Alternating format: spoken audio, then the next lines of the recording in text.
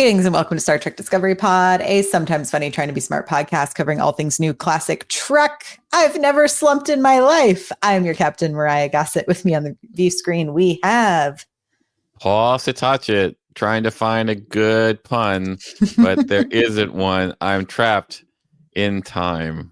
Oh, trapped in time. Also, what I said is not true. I slump all of the time, and it's You're a slumper. bad. I am Myrriah the slumper. I am a slumper because I crouch over my computer all day, every day. Tonight, we are continuing our series covering the animated series of Star Trek with the Terratin Incident. It's so hard to not say Terran. The Terratin Incident and the Time Trap. So Time many trap. T's. This episode pairing. They're trapped in time. But before we dive into those episodes, just a couple of reminders. You can subscribe to the podcast on Apple, Spotify, and YouTube. All links are at StarTrekPod.co. Also, share the show with a friend. Word of mouth is still the best way that most folks find out about a podcast. So if you've been enjoying our animated series coverage and you're like, hey, let's loop in some friends. Let's get prepped for Strange New Worlds coming this summer. Come hang out with us. You can also see us at patreon.com/StarTrekPod if you want to toss us a few dollars for the work that we do here and providing you some sort of entertainment from the rise of fascism. If you need a break from fascism and you find it here, I hope you're enjoying. Paul, how can people engage with us this evening if they're hanging out with us on YouTube Live? Hey, if you're on YouTube Live, if you want to say something, type in capital P, capital O, capital D, capital Pod. That's just actually POD, not all that. And then and then we'll say something, and we'll see it, and we'll say, hey, someone wants to say something, and then we'll in fact, if you just put anything in anyway, like we might see it. So yeah, we're usually reading, we're hanging out. But if you're just like, I need them to see this, that's the way that we pay attention. We're like like dogs with a squirrel. We need a squirrel. Squirrel for us to pay attention. Yes, indeed. Okay, here we go. And what else? Oh, Clyde still on away mission. Very excited to hear all about his exotic travels, where he went, what he ate, all of the things, because we have to dive into some sort of food pod talk on this podcast. But he will be back for our next episode. So thanks for hanging with just Paul and I. We be here. Just Paul and I. No, there's no just. Thanks just for hanging. The two of us. Just we Paul can and I. It if we try. I got nothing else to do, so I'm listening to Paul and Myrriah. Just the pod of it. Just the pod of that's good. That's very good, actually. Thank you. So good. This is A quality, A+ material Top here, guys. Notch. Okay, I think it's time for some.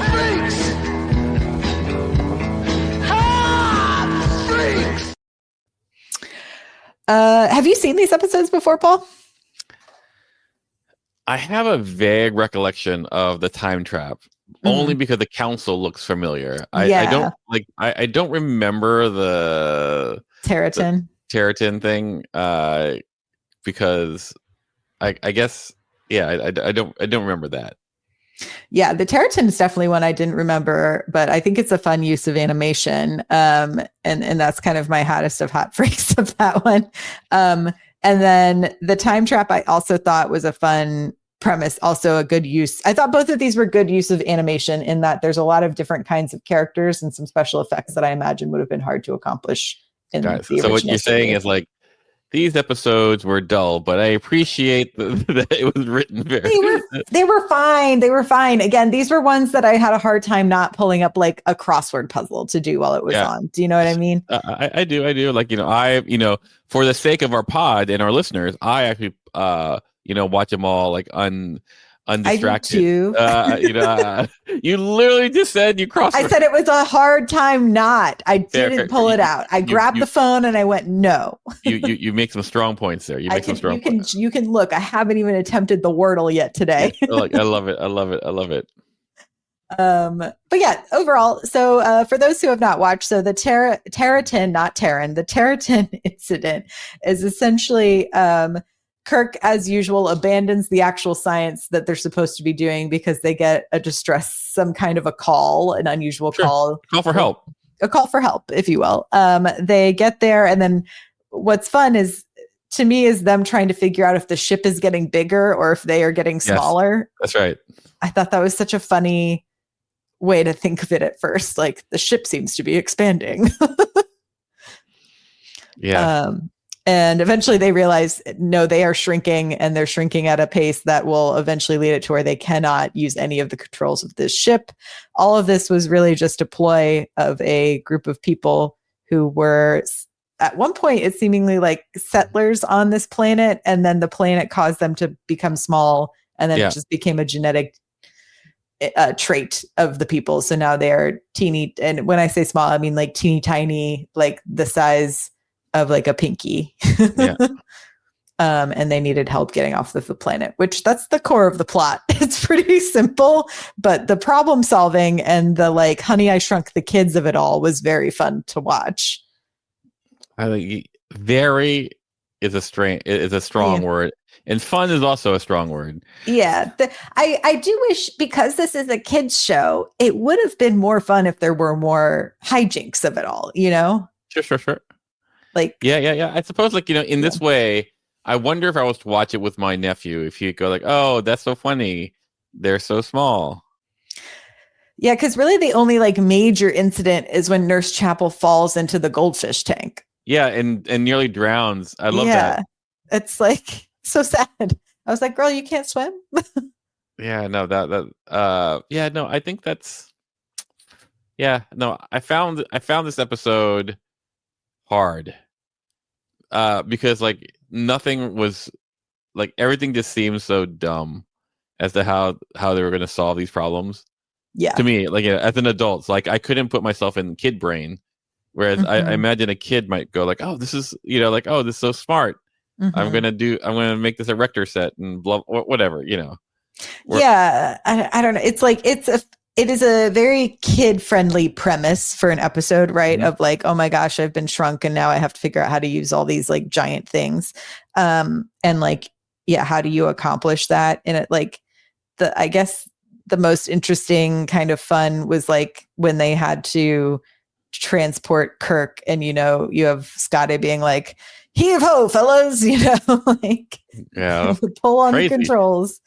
And then the other thing was just like the tiny communicator when Kirk gets onto the planet, because he's now again normal size. That's right. Which to me, I was trying to figure out the logic of, I guess because it became a genetic trait to the people, but when they did finally transport the entire city onto the ship, I was like, aren't they worried they're going to reconstruct as like a city onto the ship? Yeah, normal size city onto the ship. Like, my question was like, why was the they made a small size communicator, right? They said like, this is a small, we've made this for you. Yeah, they're like, this is the best we could do. Like, okay, I remember that. Okay, yeah, no, like it was. How should I say in the best way? It was very simple, a simple plot, and its execution was on how well you enjoy the hijinks. Yeah. It's like, I would have loved a scene where someone's like hungry and they have to eat something that's like normal size, you know, like how do you, you know, I think there was missed opportunities for some jokes. I mean, the writer of this episode, Paul Schneider, is like a pretty renowned adult, like, sitcom writer, you know, like did work on regular Star Trek, also like the FBI and the Mod Squad, $6 Million Man, Buck Rogers, all great shows, or all shows. All shows. Prior to that, like in the 60s, it was like Manhunt, How to Marry a Millionaire. So, you know, it feels like maybe the idea of how do you make this funnier because it's for kids didn't seem to I don't think was ever really a predominant mandate of the show. But yeah, overall it was like a fine episode. There wasn't really like much to it that really stuck out to me in a interesting way. I did think there were some funny Kirk Spock lines, like as they're like, Spock had some good laugh lines. I will say that. Sure. Unlike, "I've never slumped in my life, Captain." Yeah. Nor has Myrriah. Nor have I. Never. What's the composition of this decoration? Also a very funny way to be like, what's your bracelet made out of? Mm-hmm. Like the most Spock way possible. And then Scotty being like, careful where you step once Kirk came back, and they're all like, you're deafening, you're talking too loud. It's ridiculous. Yeah. I think the one that was more interesting was the time trap episode, which has the Enterprise going to an area where a bunch of vessels have disappeared, which seems risky. I am like, it's funny. Sometimes with the missions that they give the Enterprise, you're just like, are these actually a crew of people that everyone finds annoying and they kind of hope they get killed? They go away. Yeah, it's like, it was one of those things that I found really, here's this Bermuda Triangle type thing. It literally is a triangle. You know? With like giant bursts in the air all the time. So yeah, no, I found this one a lot. There's a lot more action here in this one. There was a lot of things happening. Yeah, and there's like logic things happening. There was like, the mind games with the Klingons, once the Klingon ship disappeared and then the Enterprise disappeared, and them having to like figure out how to work with them in a way and what was dangerous enough. Excuse me.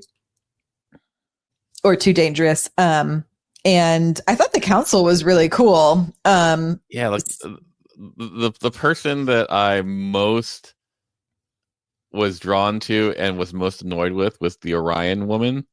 Yeah. With the way that, which I also thought it was funny that like they like essentially cut to her with like her arm up being like, I just did a sexy dance, but you're not going to see it. Like, that's right.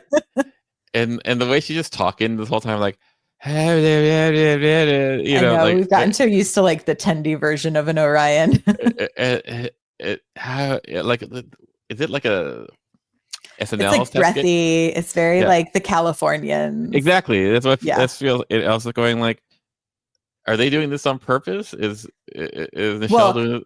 I think it's because she has to just come up with a bunch of different voices that don't sound like her. Like, yes. And I was just going like, this is ridiculous. Because she's like, what am I have to do a sexy Orion voice. I then have to do like the psychic lady voice. And then also regular Uhura. Like, but the major species that I could identify, if other people saw other ones, there was the Andorian, there was a Gorn, a human, a whatever that cat Kizin. A Kizin, sure. Kizin. An Orion, a Romulan, a Tellurite, and a Vulcan. Yeah. Well, I didn't realize the Gorn was there, but there was a Gorn. Well, there you go. Pretty crazy. I think it was really. I was watching it this episode, and I was thinking like, like could this have translated to a live action episode? And would I be interested? Whereas like the Honey I Shrunk Your Kids one, there was that episode in Deep Space Nine where they shrunk the Defiant, and that was fun enough, but partly because it was also dealing with, there were two groups of people. There was the people on the tiny ship and the people being taken over by the Dominion. Whereas this episode, I was like, oh, I could see this like someone going like, this should be an episode, and if you were to shoot it live action, it would totally work because you have the Klingon fight in the beginning, you'd have the trap in a graveyard, like a space-time anomaly graveyard, and a way out and a twist. In fact, it might even be a good episode, if not for the fact that they have the breathy Orion as head of the council, and then the weird psychic character who's like, there is a Klingon war machine inside the engineering room. There's a bomb. Captain Kirk, there's a bomb. Yeah. But yeah, I love the idea of like that's such a fun, I think, thing like for a fan service bit too, is when they do those shots where it is like, here's all of these ships, have fun figuring them all out. Yep. And getting to do that. Apparently, yeah, the ship that they mentioned had like the first ever warp drive. That's the only time that ship's ever mentioned in anything. And I was like, that's also not true, like in the canon of it all now. But it is like funny that I guess maybe because it was lost into this portal, they've forgotten about it.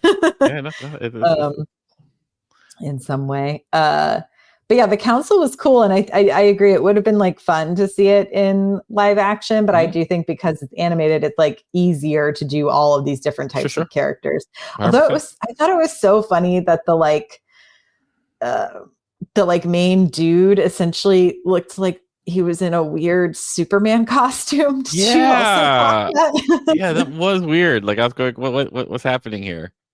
Because when I went to pull like a screenshot for like the YouTube preview, that was one of the options I looked at, but it was really pixelated, and I was just like, "Who is this guy? Like, who is this sexy guy?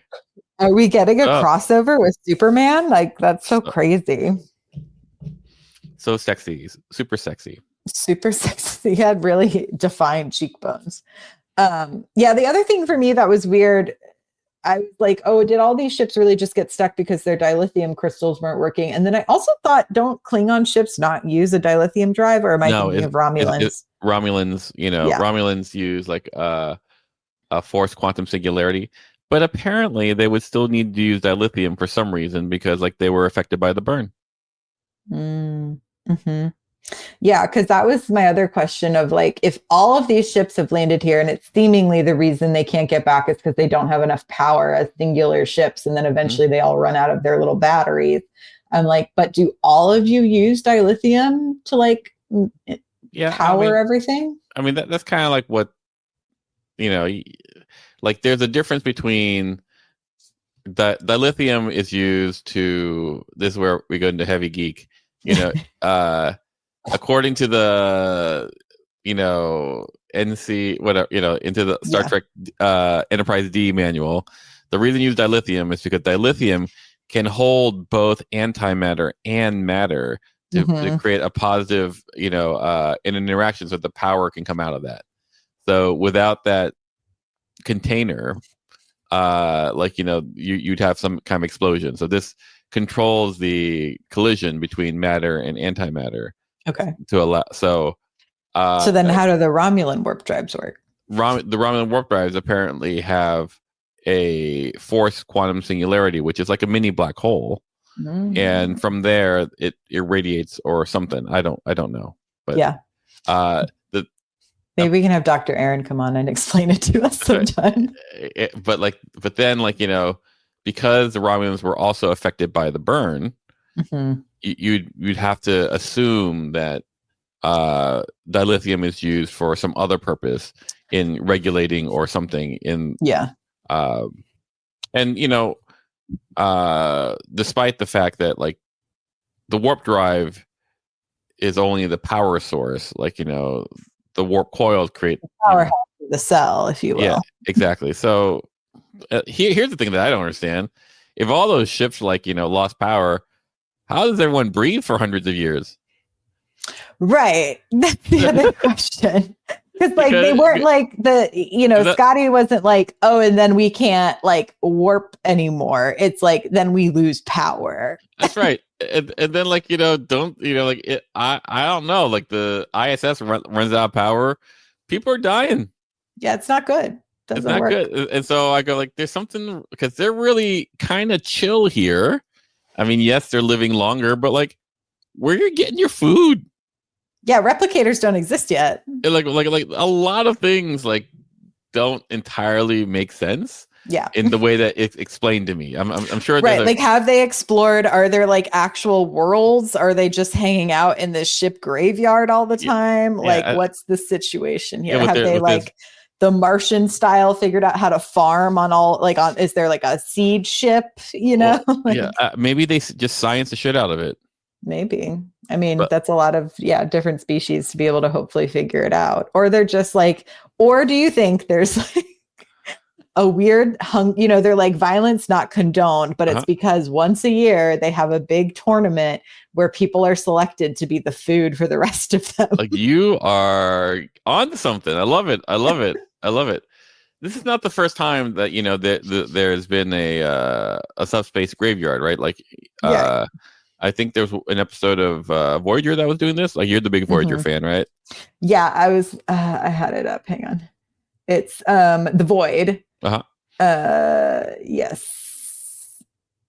It's like escape is possible with the cooperation of others. It's like the log line.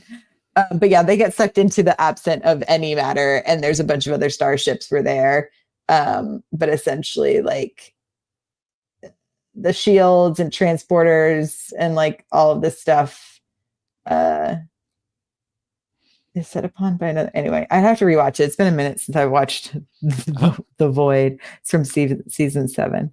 So here's the thing that I've always find funny about these episodes, where it has like the pocket universe episodes that suck out your energy. And so imagine you're in space, and remember, space is very big. So here. So I'm like, how big's the void? That's my question. Like, how big's the pocket? Let's say that the pocket is like some extra dimensional thing. I can accept that. Surprising way I accept, I guess. Like liquid. What was it? Like liquid space. You remember that as like fluidic space. Fluidic space. Yeah. Yeah, but so there's a hole that people get stuck in. It's like think of it as a pothole. How many people fall into this pot? Imagine like the whole Earth is space, and there's one pothole, and all these people keep on falling into this pothole. Enough people that basically, you think some species would have set up like a rescue mission or like started to try to figure something out from the other side. I mean, I guess that's why the Enterprise was sent there. But how long? How long could you last? Like, I mean. How many like let's say you're the first warp ship to get trapped there. Yeah. When's the next ship coming? Yeah, I guess. Yeah. How long between like these new entries of people? Yeah, because if this is a major interstellar highway, then you would kind of expect people to go, oh, there's a hole here. Yeah. And if there's not major, anyway, I'm just. Yeah. It's also interesting now. It's like, oh, I wonder what happens to that whole like community now that they know that you could escape if you used like. They're really pissed. They're like, I imagine they go like, oh, we've been out engineered. Like, I would love to see Orion again, but I can't because never mind. I just like made the wrong choice.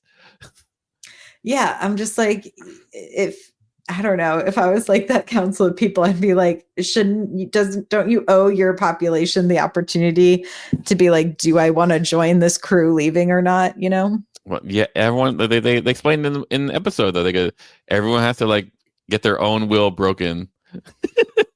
Right, but that's what they were talking about, like Kirk and the Klingons having their will broken. But all these other people, their wills are already broken. They tried.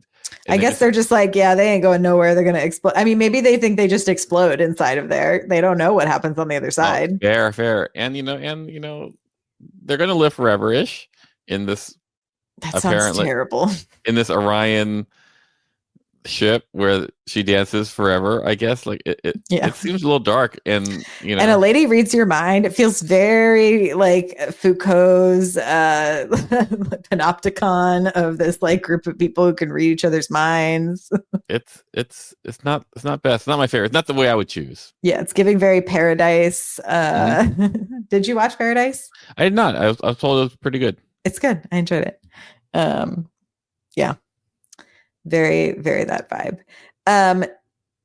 If you had to live on one of the main species like ships, as like, I don't know, your shuttle craft went through the portal and you're on the other side, and now you have to pick which community you want to live with, who would you want to live with? It's really tough because they all seem like to blend into this like falling asleep dead people kind of thing.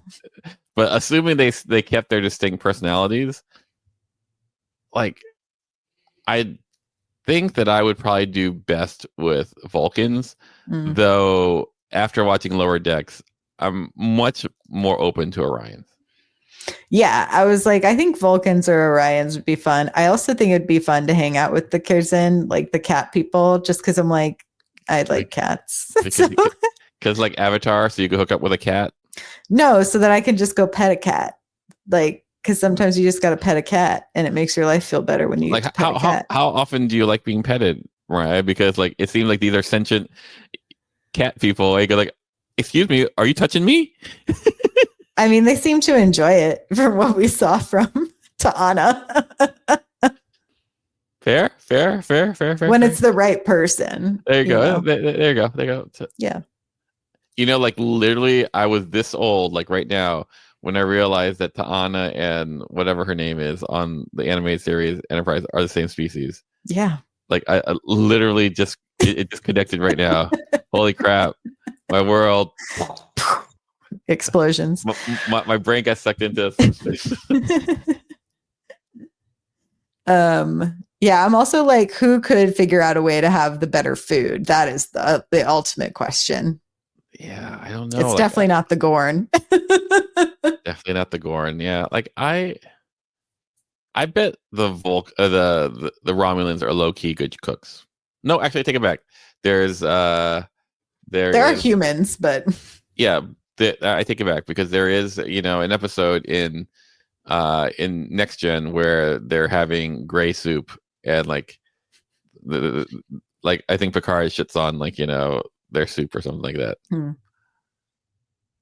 So yeah, not Romulans. Well, I feel like the way that what's our Tellarite character from Prodigy? Anyway, he seems to enjoy food. Yeah. Maybe they'd be doing it up. Why am I losing his name? I know. Jacob Pog, yeah. Yeah. Jacob Pog seems to really enjoy food. I don't know what they eat predominantly, but yeah. He's the only Tellarite that I like. Yeah. Not to be racist. Heightist because he's short. And that was what also makes him different. Well, I don't know. He's I think there's going to be I feel like I've heard there's a Tellarite in the new Academy series, so I think that'll be interesting. Really? That's a choice for makeup. Yeah, for sure. Can you imagine sitting through that every day? Wild. Yeah. Doug Jones can.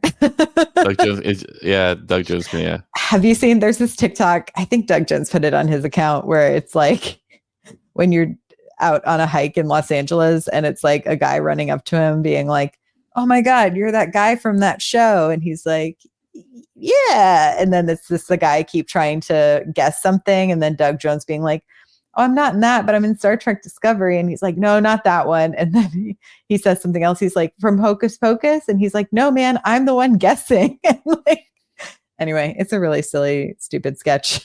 That's pretty good. But I'm glad Doug Jones is down for TikTok content. Yeah, Doug is like, I know Doug, right? Like and Doug is an amazing person. Like he's super duper genuinely nicer than you would think. That's all. Yeah, I mean, he gives off that vibe. And like I'm just saying, I affirm that vibe. That vibe is correct. Good. I'm glad the vibe is correct. No, man, I'm just saying, it's like some people are like, actually, Doug, you know. That's true. Yeah, that recently happened to me. I was like, oh, this person's pretty nice. And then someone's like, you got to hear this thing. And I'm like, oh, no. wait. Was someone talking about me? No. It's an actor. Oh, okay. Not a director / writer / producer named Paul Satachet. / podcaster / low-key amazing.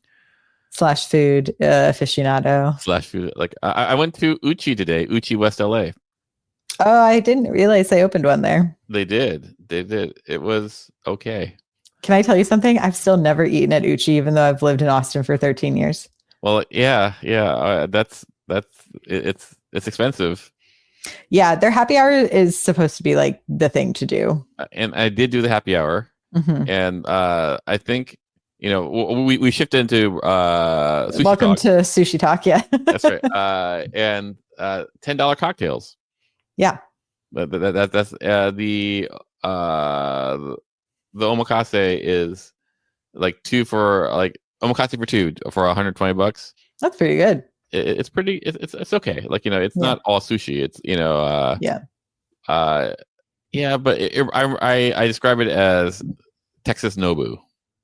Yeah, that's very what it is. And I'm like, I don't go to Nobu. Why would I go to Texas Nobu? Yeah. And there you go. So now I know. Now you know. Any other major thoughts of these two episodes? I'm glad they got out. I thought the way Spock treated the Klingons was kind of funny, and also like the Klingon scheming was seemingly silly. I did like the weird. I wonder if the math formula on the screen is anything or if it's just random symbols. Probably random. Yeah. I mean, I think these are two very straightforward plots. Mm-hmm. And I don't think anything actually, aside from the council, I think the council was I don't think it's very notable. Does that make sense? Like, I don't think if I were to rank the episodes I've seen so far, this is not. Yeah. I was going to say it is interesting. Like, essentially, what has been created in the void is what the Federation is trying to create.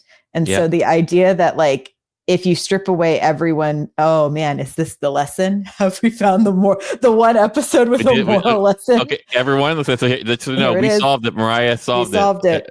If you strip away hierarchy and power, everyone can see how equality can work and equity can work.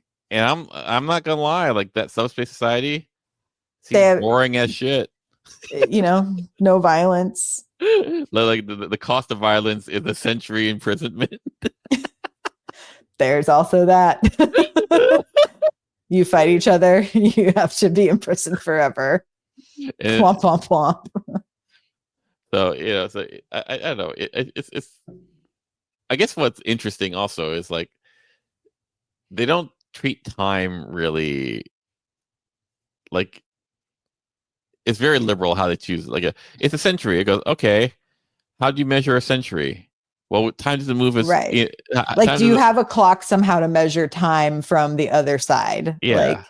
Or are they only measuring it based on like when a new ship comes and they tell them what year it is? And then I guess you could figure out what the conversion is. I suppose it just seems weird. And they go like, that seems like in we'll all die. He goes, nope, that's not actually the case because you guys will live kind of forever. And I go, well, but I guess technically, so the math, like if they were able to be like, okay, a ship enters, you start keeping track of what time is there, and then a new ship comes and you ask what year, what's the start date now, and then you'd be able to do the math conversion of what the difference is between how time is moving. Like I don't doubt that, Myrriah. I think they would be able to say this is how long we'd all have to live. Like, and then I'm like, do you take in population concern controls? Like, what is that? Because if you're having all these people around that are going to live forever, that sounds like a drain on potentially limited resources unless they found a way to have replicators. They don't have energy. So how? It's now that we've unraveled it, I think there's a conspiracy here. Or did they actually go through a portal and it was in fact a hallucination? There you go. That was truly about how they could potentially have a working relationship with Klingons. And the warning was you do still have to watch your back, but you can't have a way forward. I actually think that what this is like there's probably a bridging episode where this is the bridging episode. You go in here, and if they went the other way, they would end up in Peanut Hamper's brain. There it is. There it is. We solved it, right? Like this is like this is like what's it called? What's the movie called? Like Being John Malkovich. Yeah, being John Malkovich, but like 30 years ahead of its time. Captain Spock. Yeah, that's how advanced the show is, guys. Like it's 30 years ahead of its time. We're just catching up. Catching up. Well, yeah, I think that's all I really have to say about these episodes. Sorry, guys. Like I think these episodes aren't the juicy things that we hoped. Yeah, it lacked like some funness. I'm excited for. Have you ever read the short story "The Soft Weapon" by Larry Nevin? No. So episode 14 is also written by Larry Nevin, and it's an adaptation of that short story. Interesting. Now I'm very interested. Yeah. So it's like a rare artifact around slaver culture. So I have a feeling we'll have a lot to talk about in how they're using the show to discuss historical, American history. So we shall see. Like the Louisiana Purchase? The drag queen? Yes, the drag queen.